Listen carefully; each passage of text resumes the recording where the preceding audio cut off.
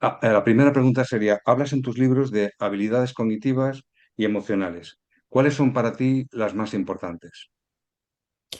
Pues bueno, a pesar de que bueno, yo considero el cerebro una auténtica obra de arte, donde todas y cada una de las funciones cognitivas son importantes, ¿no? Cada una tiene su función y nos ayudan a vivir nuestro día a día, para afrontarlo, a relacionarnos y a tomar decisiones, ¿no? Pero si yo tuviera que escoger entre las más importantes, pues dentro de las funciones cognitivas, para mí las funciones atencionales y ejecutivas son las más importantes. Estas funciones son además de las más complejas y de las más evolucionadas, dijéramos, ¿no? Es decir, dentro de nuestra evolución son las que se han desarrollado en última instancia y precisamente por eso son también las más complejas, ¿no? Hay algunos mamíferos que no cuentan con ellas, y no cuentan o no cuentan con la complejidad con la que nosotros sí, ¿no? Las funciones ejecutivas nos permiten planificar, nos permite valorar, nos permiten tomar decisiones, nos permite inhibir conductas, ¿no? Como por ejemplo, pues conductas agresivas. Por eso nos permite también convivir un poco en armonía, pero sobre todo tienen la función de orquestar el resto de funciones, de la memoria, las praxias, o sea, nuestros movimientos, el cálculo, el lenguaje.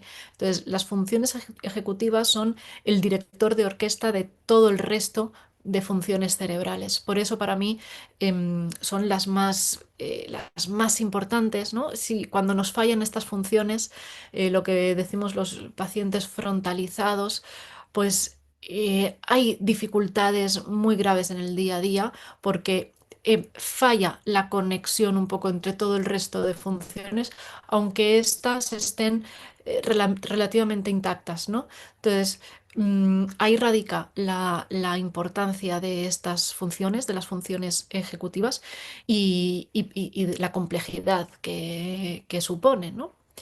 Entonces, por un lado, en cuanto a funciones cognitivas, para mí estas son sin duda las más relevantes y también las más interesantes, ¿no? De estudiar y de entender cómo funcionan. Y por otro lado tenemos las funciones emocionales, ¿no? Y dentro de todas las funciones emocionales, pues como la de expresar, identificar en los demás, canalizar, la resiliencia, ¿no? También podríamos vincularla, adentrarla dentro de las funciones emocionales.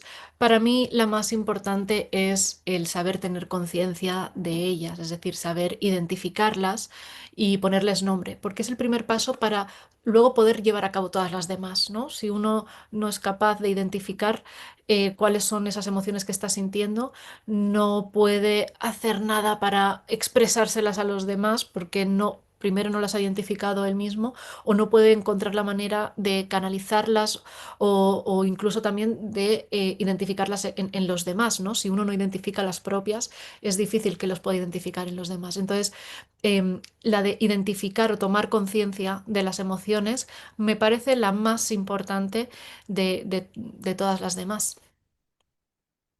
De hecho, esto enlaza con mi segunda pregunta, ¿no? Mark Brackett, en su libro Permiso para sentir, dice que somos analfabetos emocionales. Y la percepción que tenemos en la consulta, no sé si la compartes, es que esto realmente es un aserto bastante cierto. ¿Cómo, claro, esto me lleva a que el trabajo de las emociones en el día a día intento hacerlo casi todos los pacientes, ¿no?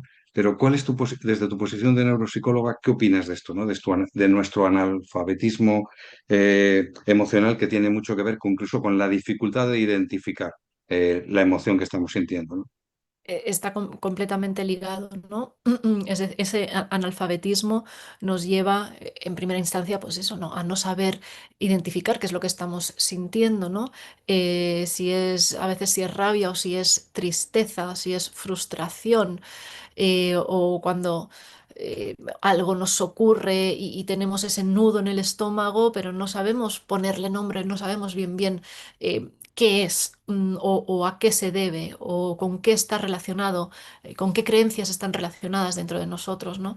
Entonces, Para mí, igual que nos enseñan matemáticas en el colegio desde que somos muy, muy, muy pequeños, si no nos enseñan primero a entendernos a nosotros mismos, casi que el resto de materias carece un poco de sentido, ¿no? Es decir, vale, yo puedo aprender a usar las matemáticas, puedo aprender literatura, no le quiero sacar importancia y por supuesto no se la saco, ¿no?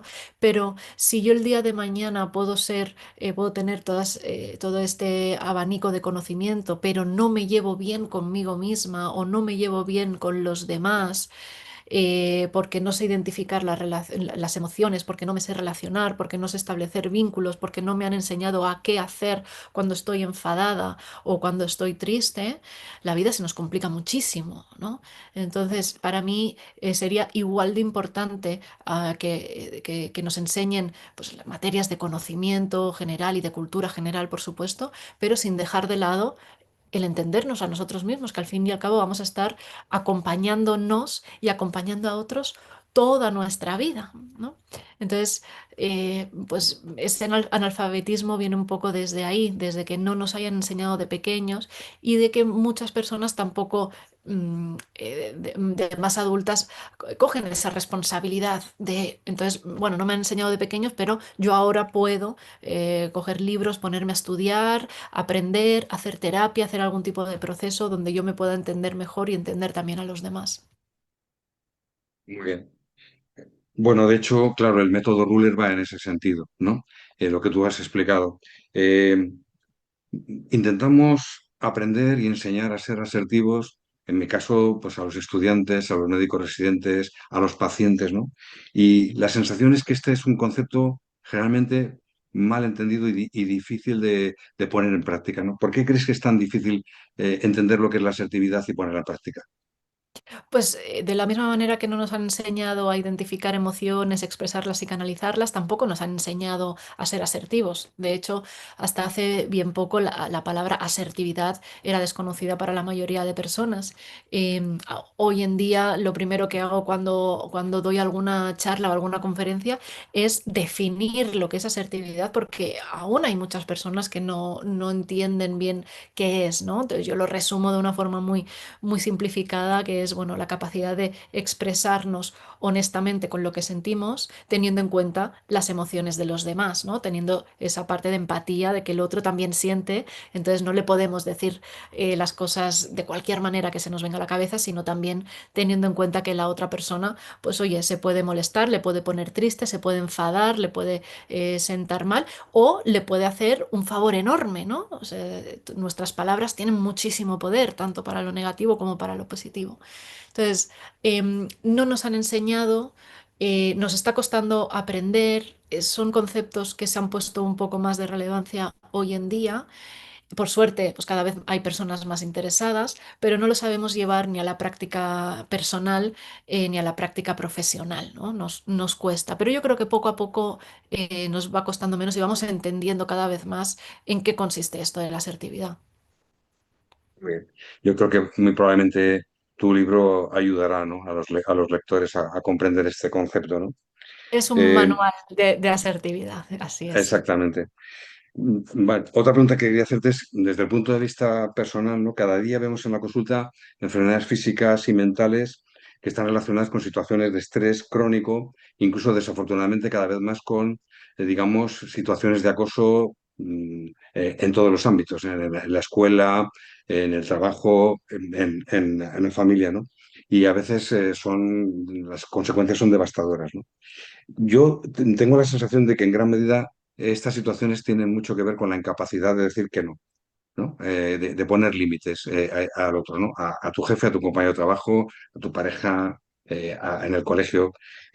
¿Cómo crees que la asertividad puede ayudar de forma preventiva y de forma terapéutica a solucionar este tipo de problemas? Pues efectivamente, como has dicho, ¿no? El no poner límites o el no saber decir no cuando tiene que ser que no, lo que hace es que nos vayamos sobrecargando de cosas que no podemos hacer, de llenar nuestro tiempo con más cosas de las que son posibles, incluso de hacer cosas que no va con nosotros, ¿no? Que no estamos de acuerdo, que no nos parecen bien, que por lo que sea, pues no queremos hacer. Entonces, todo esto que nos va sobrecargando y que nos deja como disponibles continuamente para el resto de personas, hace que poco a poco nos vayamos sacando el tiempo que necesitamos para nosotros mismos o incluso a veces para descanso, ¿no? Estamos un poco en una sociedad que a veces parece que el descansar esté mal o que es de vagos, cuando, por favor, o sea, el buen descanso es la base para que todo lo demás funcione, ¿no? El poder reposar nuestro cerebro para que luego pueda seguir procesando información o pueda seguir siendo productivo. Pero necesitamos ese descanso. Si nosotros no sabemos decir no o no sabemos marcar esos límites, estos descansos desaparecen, estamos, como decía, ¿no? Sobrecargados, y esta sobrecarga muchas veces lleva o a la ansiedad o al estrés. Entonces, ya conocemos todos cuáles son los efectos de la ansiedad o tener ese estrés que no es un pico de estrés, sino que se convierte muchas veces en un estrés crónico en el que no solamente se está afectada mi salud mental o mi sensación de ahogo, de no llegar, de no poder a más, sino también muchas veces la salud física cuando esos niveles de cortisol aumentan, ¿no? Y pues tenemos repercusiones pues no solo en nuestro sistema nervioso central, sino en el sistema cardiovascular, por ejemplo, también, ¿no? Ya sabemos que el estrés es uno de los factores principales para cualquier accidente cerebrovascular o infartos de corazón también. Es decir, eh, el perfil típico de persona de ACV, pues muchas veces son personas con una alta responsabilidad laboral, con esos niveles de estrés altos que le llevan muchas veces a tener este tipo de accidentes cerebrovasculares o cardíacos. Entonces, qué importante es saber poner esos límites y decir no para evitar que esos niveles de cortisol aumenten y nos afecten a toda nuestra salud mental y física, ¿no? Bueno, yo creo que esto también enlaza con el concepto de autosabotaje que tú planteas en tus libros, y un autosabotaje como hábito, y que yo veo en la consulta que realmente casi coincide con un perfil de persona con baja autoestima y baja autocompasión y con una hiperexigencia, ¿no? Que muchas veces tengo la impresión, y tú como experta me lo corregirás, que es una hiperexigencia aprendida, ¿no? Como si dijéramos, como dice Serrat, con la leche templada en cada canción nos lo van transmitiendo, ¿no? Y dificultades para el cambio que genera mucha ansiedad, ¿no? Porque de alguna manera, en el fondo de todo esto, hay también un nicho de culpa. ¿Cómo ves tú esto que te pregunto y cómo crees que son las claves de esta forma de pensar, de comportarse y de sentir, y cómo podemos ayudar a estas personas? Mm. Pues efectivamente lo vamos interiorizando desde pequeños, ¿no? Este tipo, esta manera de hablarnos que consiste en un autosabotaje, ¿no? En vez de darnos motivación para conseguir las cosas o para conseguir nuestras metas, para darnos ánimo, pues existe de forma muy generalizada este patrón más de autosabotaje, de no creerse suficiente, de además decirse palabras muy duras, muy críticas, un juicio también muy duro, un sobreanálisis de todo lo que hemos hecho mal y poco reconocimiento de lo que se ha hecho bien. Entonces, normalmente pues está asociado a personas con una baja autoestima y que han ido aprendiendo este patrón de comunicación interna desde pequeños, ¿no? Por lo tanto, siempre hay una resistencia al cambio, y el ver que cuesta o la sensación de que no se está pudiendo cambiar genera mucho malestar y mucha ansiedad. Por eso es importante siempre transmitir al paciente o a la persona que los cambios no se consiguen de un día para otro, sino que se trata de un proceso que conlleva un tiempo y que día a día podemos ir haciendo pequeños pasos, y que cada paso nos acerca a esa meta, ¿no? Que queremos conseguir, como por ejemplo ir al gimnasio. Uno quiere ir al gimnasio para fortalecer un músculo, pues no es que vaya un día y de repente ya tenga un bíceps enorme como una pelota de rugby, ¿no? Esto es un tiempo, se necesita consistencia y no querer ver unos resultados inmediatos, porque si no puede ser muy frustrante, ¿no? Entonces, para poder cambiar estos patrones de autosabotaje, primero tenemos que darnos cuenta de cuáles son, es decir, identificarlos, Y a esto se llega bastante fácilmente o bien hablando en voz alta y que alguien te haga un feedback repitiéndote lo que tú acabas de decir para que te hagas consciente de ello, que esto lo podemos hacer pues si vamos a un proceso terapéutico, ¿no? Pero también uno lo puede hacer escribiendo. Cuando uno escribe lo que piensa o lo que se dice y lo relee, puede identificar ahí de qué manera se habla. Y con esa distancia emocional, entonces es más fácil decir, ostras, si yo le escuchara decir esto a mi mejor amiga, a mi hijo o a mi pareja, le diría, ¿qué le diría, ¿no? Entonces, si yo le diría que está siendo un poco duro o que está siendo demasiado cruel, pues eso es realmente lo que yo estoy haciendo conmigo, ¿no? Entonces, una vez lo identificamos y nos damos cuenta de cómo nos hablamos y de que eso es una manera muy dura de hablarnos, entonces ahí entra el cambio de decir, vale, entonces, ¿cómo yo le diría esto a esa persona que yo quiero, ¿no?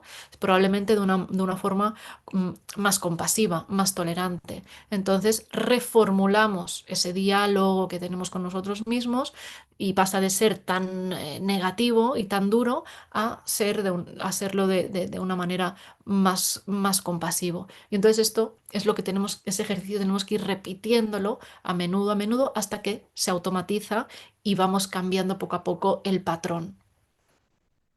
Mm.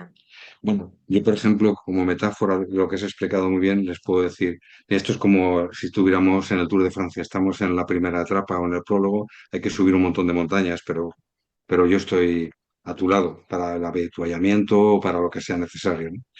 Y efectivamente, el resumen sería, como tú muy bien has dicho, primero identifica lo que pasa, cómo me siento, qué pienso de mí y cómo lo puedo cambiar, buscando técnicas, estrategias y tareas, ¿no? Para que de alguna manera, de poco a poco, se pueda cambiar. Te propongo, a través de unos versos de Alejandra Pizarnik, que nos expliques tu posición, tu perspectiva como terapeuta. Los versos serían, tú eliges el lugar de la herida, en donde hablamos nuestro silencio. Tú haces de mi vida esta ceremonia demasiado pura. Qué bonito. Pues me gusta porque puedo sentirme, ¿no? Como, pues eso, como cuando viene alguien a consulta donde, con una herida, con algo que solventar, con algo que le duele en lo más profundo y evidentemente mi función es escuchar. Muchas veces saber sostener ese silencio, pero un silencio que es acogedor, un silencio que simplemente está ahí para dar espacio y un espacio de paz o de apoyo, ¿no? Y sin juzgar. Entonces, para mí es muy representativo de lo que es un espacio terapéutico. Muy bien. Te resuenan los versos, ¿no? Te Sí, identificas con ellos. sí. Eh, eh, Explicas muy bien en tus propuestas de terapia para influir positivamente en nuestro diálogo interno, en tus libros, ¿no? ¿Puedes darnos así sintéticamente algunas claves de cómo influir positivamente en nuestro diálogo interno? Pues en primer lugar, como comentaba antes, ¿no? Después de escribir y de identificar, el ser capaz de decir, esto que yo me estoy diciendo de esta manera, a mí me gustaría que mi hijo se lo dijera, por ejemplo, ¿no? Y entonces es una manera de decir, pues no, qué difícil sería escuchar a mi hijo o a mi mejor amiga hablarse a sí mismo así. Entonces, ¿cómo me gustaría que se lo dijera? ¿O qué es lo que yo le diría a esa persona? ¿Con qué palabras? Entonces, esas mismas palabras, como decíamos antes, pues más compasivas, más tolerantes, más desde el cariño, nos permite ir cambiando influir positivamente en este diálogo interno, ¿no? Otra de las cosas que podemos hacer son con ejercicios de mindfulness o de meditación, observar ese diálogo que tenemos o esos pensamientos que tenemos sin juzgarlos, ¿no? Y tratar de que, bueno, simplemente están ahí, imaginarlos a veces, ejercicios visuales muy útiles en los que pues los imaginamos como nubes que van pasando, ¿no? Y permitimos que vayan pasando y de esa manera, pues favorece un poco el no identificarnos con ese pensamiento crítico, sino no soy mi pensamiento, sino que el pensamiento es algo que, bueno, que está, que pasa y puede venir otro. ¿no? Entonces, eso es una buena manera. Y luego, por otro lado, está el cuestionamiento de las creencias. Es decir, yo me hablo así porque tengo determinadas creencias. Entonces, ¿cuáles son esas creencias? Y a partir de ahí cuestionarlas, ¿no? Entonces, eh, son tres maneras distintas de hacerlo, que se pueden hacer además conjuntamente, es decir, una no es excluyente de la otra y que poco a poco nos permite ir cambiando ese diálogo interno de una forma a una forma más positiva. Muy bien. Yo creo que he resumido de forma excelente, de alguna manera, el cómo, ¿no? A través de estrategias que se complementan y que pueda hacer que se cree ese cambio, ¿no? Ujú. Esta última pregunta que quiero hacerte tiene mucho que ver con la última página de tu libro, Cómo dejar de ser tu peor enemigo, que me parece fantástica. El libro lo vale toda la página, ¿no? Y claro, te preguntaría, ¿qué importancia crees que tiene el humor en la salud? Pues primordial. Me parece esencial el sentido del humor en la vida en general, pero cuanto en la salud, ¿no? Que em, a veces pues, sufrimos, recibimos noticias que son difíciles de gestionar y el humor está ahí pues muchas veces para descomprimir, para liberar un poco de esa tensión que nos genera o incluso para hablar muchas veces de temas que son tabús o que nos cuestan mucho poner encima de la mesa, ¿no? Entonces el humor es una herramienta fantástica para poder hablar aquello que tanto nos cuesta, para poder a veces sacarle un poquito de hierro. Es importante entender el humor no como una forma de invalidar o de negar el dolor, ¿no? Sino más como un puente en el que nos permite transitar por ese dolor de una forma un poquito más liviana, ¿no? Y luego además, pues porque reduce todo, la ansiedad, el estrés, es el mejor pegamento social, ¿no? Lo que más nos une también a otras personas, el podernos reír juntas de algo, y genera también esa empatía. Entonces, mm, para mí el humor es esencial y aunque a veces cuesta un poco de encontrarlo, ¿no? Sobre todo cuando estamos en una situación complicada, y yo creo que ser capaz de distanciarnos un poquito de esa situación y poderle encontrar ese punto que nos permita alivianar ese dolor es esencial y es maravilloso cuando lo podemos hacer. Muy bien. Muchas gracias, Álvaro. Lo has explicado estupendamente. No hay preguntas. No sé cómo vamos de tiempo y tampoco sé si quieras hacer algún otro comentario con respecto a la entrevista que hemos hecho, algo que de alguna forma para ti sea importante transmitirnos a todos. Bueno, pues para mí es importantísimo el tema de la asertividad dentro de la práctica clínica, ¿no? Porque pues tanto como persona que ha estado dando noticias a pacientes o hablando sobre aspectos que son difíciles, eh, también he estado como yo como paciente, ¿no? Recibiendo noticias o he acompañado a algún familiar o alguna amiga a recibir algunas noticias. Y qué maravilla cuando te encuentras a un profesional que sabe hablarte desde la tolerancia y con empatía. Y qué difícil es cuando te hablan como si fueras un número, ¿no? Un número que está ahí, no una persona con emociones, con sentimientos, que va a tener un peso esa noticia que le están dando y cómo le dan esa noticia, ¿no? Es, eh, es importante, aunque nosotros, y yo me pongo también la posición de la profesional que soy, que muchas veces, claro, se convierte en nuestro día a día, a veces el dar malas noticias y acabamos normalizándolo y a veces incluso frivolizando y creo que es importante el hacer el ejercicio consciente de que aunque para nosotros es nuestro día a día, para la persona que está al otro lado del escritorio es la primera vez que le dicen algo, que le dicen que quizá esas metas, esos sueños que tiene en su vida, pues quizá no es seguro que los pueda alcanzar, que sus sueños se están desvaneciendo en ese mismo momento en el que nosotros le estamos dando una noticia, ¿no? O que se va a llenar de miedos. Entonces, considero que es muy importante saber utilizar la asertividad en el momento de hablar con un paciente, entendiéndolo, poniéndonos en su lugar, ¿no? Siendo empáticos con él, para que esas noticias puedan ser recibidas de la forma más amable posible. Oye, Alba, muchísimas gracias. Es una pena, tenemos que interrumpirlo. Yo simplemente de lo que tú estás diciendo quería destacar.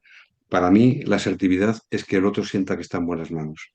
Y también es importante que los sanitarios, todos los profesionales de salud, sepan que la herramienta más poderosa que tenemos es la palabra, lo que daña y lo que cura.